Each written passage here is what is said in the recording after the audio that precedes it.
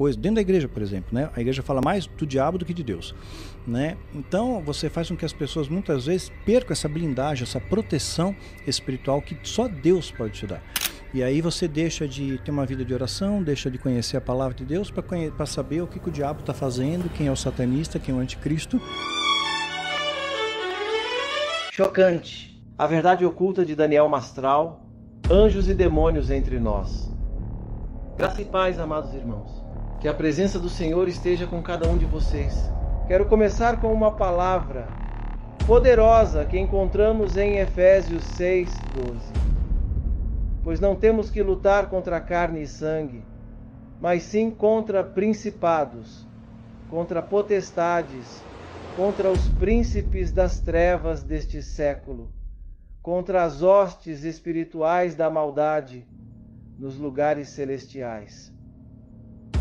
Antes de mergulharmos na verdade impactante que Daniel Mastral revela sobre anjos e demônios entre nós, gostaria de pedir um favor especial a você, nosso querido espectador. Se esses vídeos têm edificado a sua vida e você deseja continuar acompanhando mensagens como esta, inscreva-se no canal, ative o sininho para receber todas as notificações e deixe seu like. Isso nos ajuda a alcançar ainda mais vidas com a palavra de Deus. E não se esqueça de conferir o link para o nosso grupo de oração fixado nos comentários. Estou ansioso para ler o seu comentário e ver como esta mensagem tocou o seu coração. Sua participação é essencial para podermos continuar trazendo conteúdos inspiradores e edificantes para todos vocês. O tema de hoje é um dos mais impressionantes e enigmáticos que já trouxemos ao canal. Chocante, a verdade oculta de Daniel Mastral, anjos e demônios entre nós. Daniel Mastral nos revela um mundo espiritual de batalhas intensas, onde forças angelicais e demoníacas atuam ao nosso redor. São realidades invisíveis, mas com impacto direto na nossa vida, família e nações. Prepare-se para uma reflexão que pode mudar sua percepção do mundo. No seu testemunho e estudos, Daniel Mastral mergulha em uma verdade que muitos preferem ignorar. Anjos e demônios não são apenas figuras simbólicas, mas agentes reais do bem e do mal, em constante combate. Esse confronto espiritual afeta decisões, pensamentos e até mesmo o curso de eventos na história humana. Se você já sentiu que algo maior está em jogo na sua vida, saiba que essa batalha espiritual é real e ativa. Vivemos tempos de crises e incertezas e muitos estão buscando respostas. Mastral revela que essas respostas estão, muitas vezes, no mundo espiritual, onde os anjos de Deus trabalham em nosso favor, enquanto as forças das trevas tentam minar nossa fé e esperança. Entender essa dimensão é fundamental para não cairmos nas armadilhas e ilusões que o inimigo coloca em nosso caminho diariamente. Por isso é crucial que sejamos vigilantes e munidos da verdade da palavra. Daniel Mastral nos alerta sobre a importância da oração e da proteção divina nesse contexto. Estejamos atentos e em constante comunhão com Deus, sabendo que Ele enviou seus anjos para nos guardar e fortalecer. Espero que esta mensagem fortaleça sua fé e inspire você a buscar mais intimidade com o Senhor, pois vivemos em uma realidade espiritual que não podemos ignorar. Sem mais delongas, queridos irmãos e irmãs, vamos ao vídeo. Prepare-se para abrir os olhos para uma realidade espiritual que talvez nunca tenha imaginado. Que o Espírito Santo conduza cada palavra e que esta mensagem toque o seu coração. Vamos juntos! De terror, né? Tipo, sei lá, cair alguma coisa, é igual você tá falando mesmo, piscar a luz, um móvel cair. Isso são coisas que podem ser provocadas por demônios? Pode, em casos pontuais pode. Mas em pode. que propósito? Simplesmente de assustar a pessoa? Claro, ele quer te intimidar. Se você vibrar na frequência do medo, ele está no campo dele. Você tem medo, a Bíblia diz que você não tem que ter medo, maior que aquele que está em nós que aquele que está no mundo. Sim. Né? O próprio livro de Apocalipse, né? Já discutindo tudo que vai acontecer e já começa com uma bem-aventurança. Bem-aventurado aquele que lê, que ouve, que guarda esses preceitos. Né? Então, não é, a Bíblia em momento algum tenha medo do diabo. O medo faz parte da natureza humana, é preservação, mas você não pode viver no medo. Então você vai passar por desertos, vai passar por vale da sombra da morte, vai passar por tempestade, por aflições, né? Mas são passagens, são períodos, essa vida tudo passa. As coisas boas passam, então aproveita, né? As coisas ruins também vão passar. Então, dois fatores, né? Tem o lado que a pessoa pode ter sim uma visão, né? A Bíblia chancela isso, e tem casos que a pessoa pode estar tendo um delírio. Não é, ela não está tendo uma visão, ela está tendo um delírio ali que não tem conexão nenhuma. Né? E quando você fala, dá muita ênfase ao diabo, isso é uma estratégia, isso é doutrina satânica, dá muita ênfase para o diabo, determinado coisa, dentro da igreja, por exemplo, né? A igreja fala mais do diabo do que de Deus, né? Então você faz com que as pessoas muitas vezes percam essa blindagem, essa proteção espiritual que só Deus pode te dar. E aí você deixa de ter uma vida de oração, deixa de conhecer a palavra de Deus para saber o que o diabo está fazendo, quem é o satanista, quem é o anticristo, né? E o que é mais importante é você saber quem é Cristo na sua vida, né? E o Cristo, o Messias, ele veio trazer uma mensagem simples de amor, né? Amar a Deus e amar ao próximo como a ti mesmo. E esse amor está muito maculado, o amor realmente tem se esfriado, inclusive dentro da igreja. Entendi. Mas, por exemplo, é possível que a pessoa veja um demônio? Pode ver um demônio? Pode acontecer. Se Deus permitir. E isso tem a ver com o demônio, tem a ver com ela, tem a ver com Deus, às vezes Deus pode ter, a Bíblia fala que nos dá dons, o Espírito Santo dá dons. Um desses dons é discernimento de espíritos. Então você pode sim pode ver uma entidade, saber que aquilo está causando uma interferência na sua vida, e aquilo ali é com a permissão de Deus para trazer uma libertação para você. Né? Então, desse lado. Agora, no lado do satanismo, quando você faz aliança com eles, essas entidades aparecem com mais frequência diante de você. Então, isso que fascina. O diabo ele gosta de persuadir, de enganar. Ele é especialista nessa arte do engano, né? Do ilusionismo. Né? Ele é muito bom nisso. Você já teve experiências metafísicas de ver demônios, anjos? Sim. Pontual. Como é que foi? Não o tempo inteiro. Conta pra demônio, gente, assim. A gente imagina demônio com um chifre, né? Tridente. Isso aí surgiu na Idade Média. Começaram a fazer esses desenhos, mas antes, bem no início, né? Até no início da era cristã, a ideia que se tinha do demônio era simplesmente de um anjo caído. Você vê gravuras daquela época, simplesmente um anjo caído, né? Mas não tinha chifre, nada disso. Isso veio posteriormente. Então ele aparece de forma humana, né? Um homem alto, forte, né? Boa aparência, né? E impressiona, né? Impressiona ali, mas não com uma forma diabólica. Ele pode se apresentar de uma forma diabólica para te assustar, para te causar medo, né? Então, para te intimidar. Você já viu nesse contexto? Para te intimidar, assim, tipo, para te deixar com medo? Sim, já.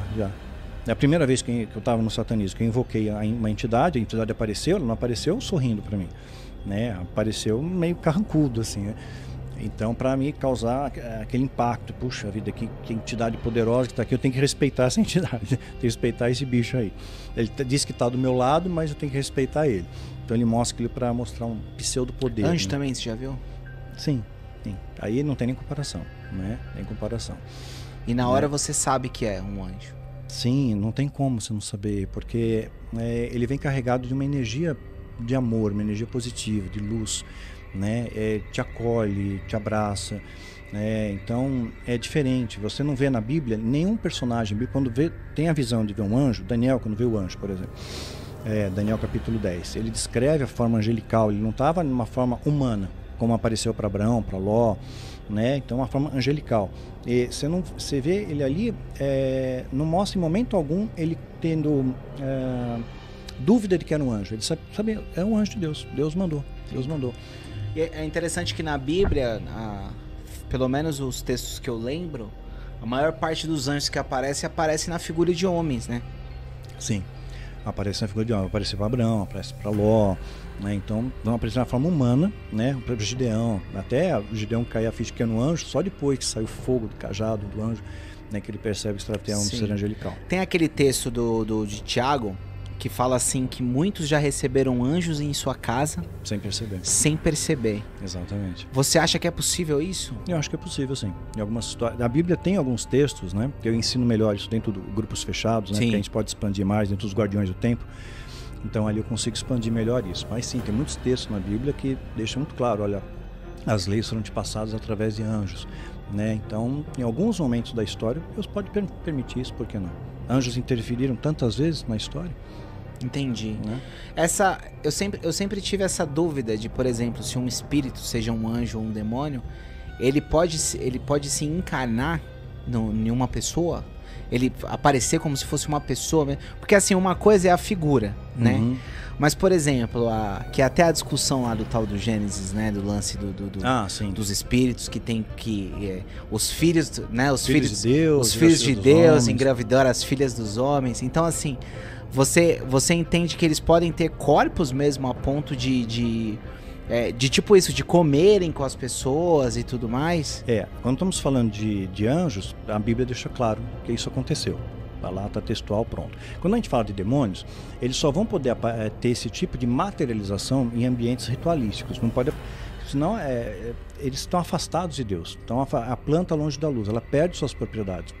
Então, perde o seu vício, para a sua beleza, o seu perfume. Então, se afastaram. Então, eles acabam não tendo mais o mesmo poder que os anjos.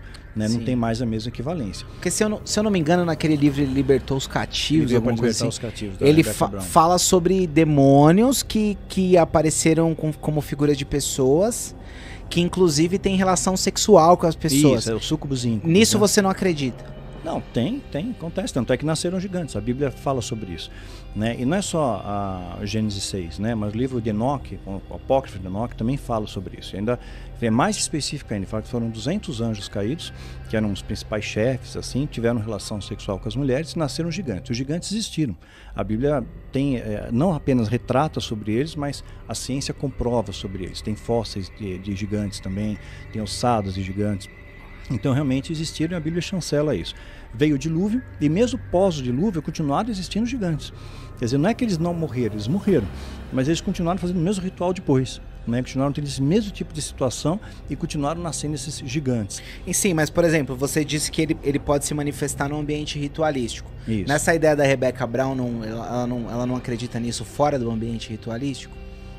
Eu nunca vi isso, porque a Rebecca Brown, ela auxiliou uma moça, né, que eu acho que deu o nome de Elaine no livro, alguma coisa assim. Então ela não fez parte da alta magia, né? Ela auxiliou alguém a sair. Então assim, eu particularmente, eu nunca vi uma manifestação demoníaca fora do ambiente ritual. Né? Tem que ter um ritual... Uma materialização. Materialização. Mesmo que são rituais muito específicos isso aí, muito pontuais.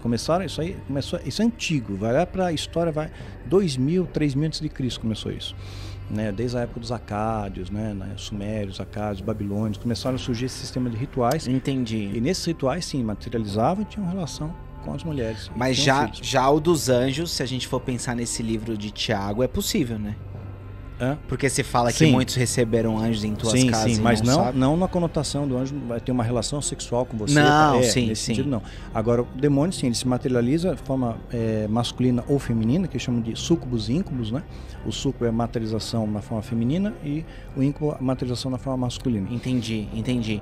Apesar de que, naquele texto de Sodoma e Gomorra, parece que os homens tiveram atração pelos anjos, né? Sim, são seres muito belos, né? Imagina uma beleza literalmente angelical, né? Interessante isso. Em algumas vivências minhas, assim, em igrejas pentecostais, eu vi o pessoal falar muito de curso de libertação. E uma galera que fazia curso de libertação para aprender a expulsar demônio, para aprender a lidar com o espírito e não sei o que lá. Você acha que faz sentido esses cursos? É um conteúdo legal ou pode ser uma coisa que não é tão bacana? Porque assim, nós tivemos uma influência, né, que veio dos Estados Unidos para cá. A gente importou essa ideia de batalha espiritual, ela existe, mas aí sobrepujar a batalha espiritual e colocar essa questão da libertação, maldição hereditária, quebra de vínculos, quebra de maldições, desligamento de almas. E tudo isso é doutrina humana. Não tem isso na palavra de Deus, não tem chancela, não tem nada para sustentar isso. Você não vê Moisés que cresceu no Egito, berço do satanismo lá, primitivo. De repente ele precisava de um ritual de libertação. Moisés não fez. Sim. Você vê José também. Os apóstolos. Também Paulo perseguiu os cristãos, ele não faz um ritual. Né? Jesus com a mulher adúltera lá, ele fala, olha, cadê teus acusadores? Tem nenhum aqui. Ele não faz. Agora vamos fazer o desligamento de alma de todo mundo que você saiu, né? Vamos quebrar as maldições. Não tem isso. Né? Então, Jesus você acha que é meio furada, então? Durante um período, né, eu acho que as pessoas até buscavam de coração, porque Deus está vendo o seu coração, né? Então, pode entrar na multiforme graça de Deus. Para mim, esse processo, esse modelo de libertação, falando de mim. Funcionou bem, né? Porque eu era uma página em branco, me converti e rapidamente um grupo, né, que trabalhava com libertação me chamou, a gente vai te ajudar nesse processo de libertação. Como eu vinha de um sistema totalmente ritualístico, o ritual de libertação me fez entender, né, o mover de Deus. Hoje eu vejo de uma maneira muito mais madura, né? Madura na fé. É que nem Richard Bach fala, né? Que escreveu o Fernão Capelo Gaivota, né? Vê mais longe a gaivota que voa mais alto. Então, você vai estudando, você vai aprendendo, puxa, é mais simples, o evangelho é muito simples, cara. Aí o homem complicou pra caramba, né? E aí as pessoas acham que aquilo é inatingível, né? Por exemplo, você vai na igreja e a libertação, por exemplo. Você vai doente, a pessoa está enferma, puxa, eu não fui curado. Não fui curado, aí o pastor vai dizer o quê? Faltou fé, você tem brecha, você tem legalidade, joga a culpa para você. Mas a Bíblia diz que nem sempre Deus cura. Eliseu recebeu porção dobrada de Elias, ele morreu da doença que ele tinha, está escrito na Bíblia. Deus não curou Eliseu, mesmo ele ressuscitando o defunto, não curou ele. Um lenço de Paulo curava o enfermo, um lenço, ele não vendia o lenço, né? É importante pontuar isso, né? Isso é comércio, lenço ungido, né? Aí, mas não serviu para o espinho na carne dele. Nem para curar a quem ele tinha como filho, Timóteo. Tinha problema de estômago, múltiplas enfermidades, deixou Trófimo doente em Mileto. Então nem sempre Deus cura, né? Isso não quer dizer que você é imerecedor. Aquilo tem algum propósito que a gente não conhece, que vai saber na eternidade. Por isso que a Bíblia diz em tudo dai graças. Essa é a parte mais difícil, né? Você agradecer. Eu sou o profeta pastor Marcone Silva e quero convidá-lo a dar uma olhada nos comentários fixados. Lá você encontrará o link para o nosso grupo de oração. Esse grupo é um espaço especial onde você pode participar de nossas campanhas de fé e compartilhar testemunhos impactantes com outros irmãos e irmãs. É uma chance para você e sua família fortalecerem seus laços espirituais, unidos em oração e em busca da presença de Deus. A palavra de Deus nos ensina em Mateus 18:20. Porque onde 2 ou 3 se reunirem em meu nome, ali eu estou no meio deles. Fazer parte de um grupo de oração é uma maneira poderosa de fortalecer sua fé e de estar cercado de pessoas que também acreditam no poder transformador do Senhor. Cada testemunho compartilhado pode ser uma inspiração, e cada oração feita em unidade gera um grande impacto no mundo espiritual. Portanto, permaneça firme e conectado na sua caminhada de fé. Continue buscando a presença de Deus e se fortalecendo na oração. Que este seja apenas o começo de grandes coisas na sua vida. Até o próximo vídeo. Que a graça e a paz do Senhor estejam sempre com você e sua família, cobrindo-os de bênçãos e proteção divina.